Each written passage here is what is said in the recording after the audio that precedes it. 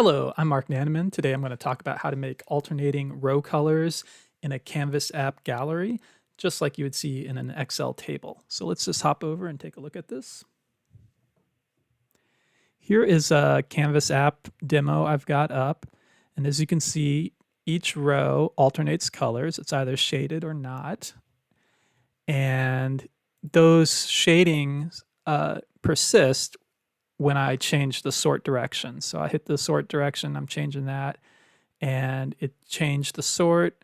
We still have the first one shaded and the second one not. We hit it again. We'll sort back the other way. And we see that it's still the first one is shaded. I can also have it set up to update if I change the search input. And still we have the same shading. So here's how you do that. The key to this is you have to give each row in your gallery an ID, a unique ID. And fortunately, we can do that. And I'm displaying that unique ID right here in the middle row ID. That's something new that it wasn't in the data source. I'm adding that to the collection. And fortunately, here's how I'm doing it right here. I've got this add columns function, and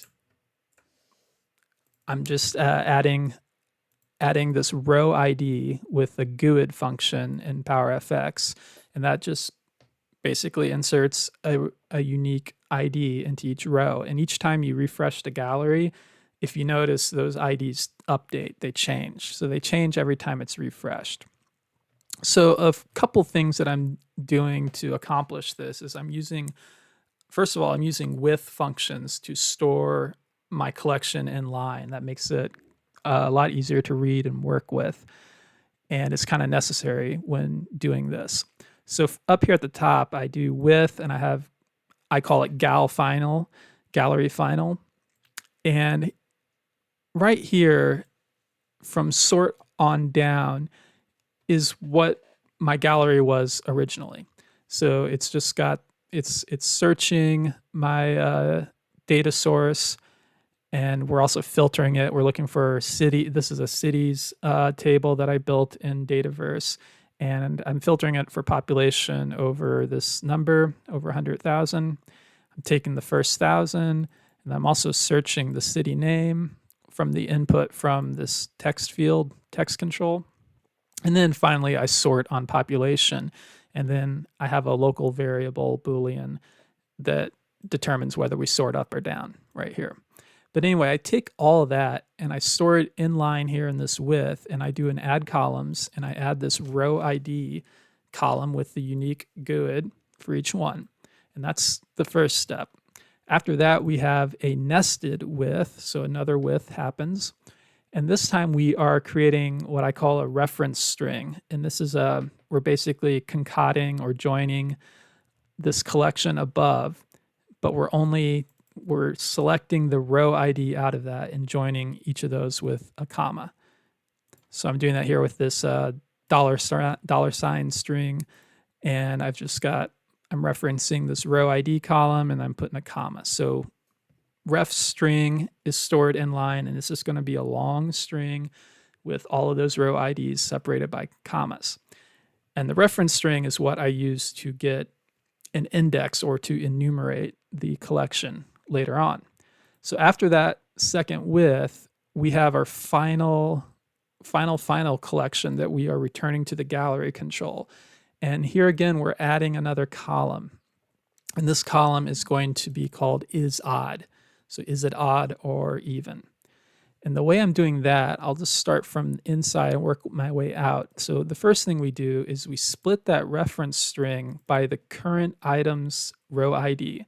So in that reference string is every row ID. And now we just go ahead and split that into an array at the moment that our current row ID occurs. Then we take the first item in that array and we return the value of it. So that'll be everything, all the IDs separated by commas that come before the one we're on.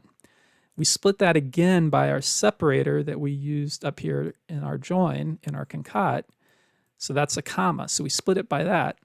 And then we do a count. We count the resulting array. So if I'm on the third ID and I split the reference string and then take the chunk before and split that by the comma, we should have 2 before it. And so that's how you do an enumeration or an index of everything in your gallery or your collection. So now we've got, from this count rows point down, we've basically got an index for each item in the collection.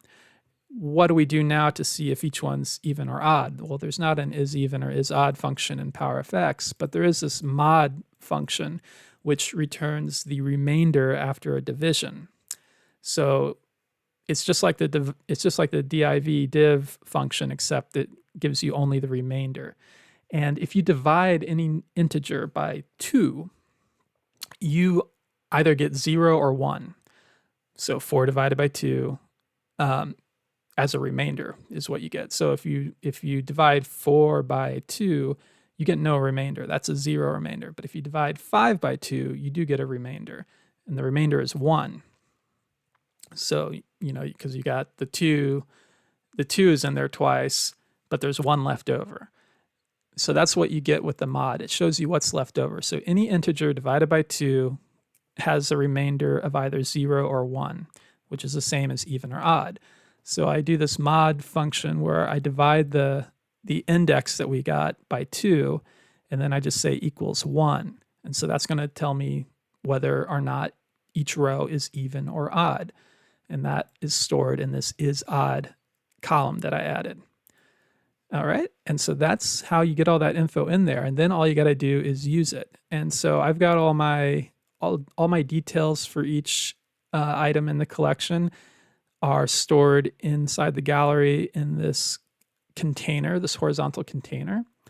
And so I just put this simple expression up here in the fill property of that container. And it just says, if this item is odd, and then I've got the color of my choice, which is this kind of light blue gray, and then the default is going to be transparent.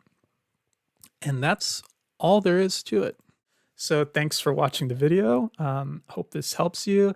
And if you liked the video, if it was helpful, give it a like, subscribe, share it around, leave a comment. Really appreciate it. Visit my blog and my website below. Let me know if you need any help with anything in the Power Platform. Thanks so much for watching.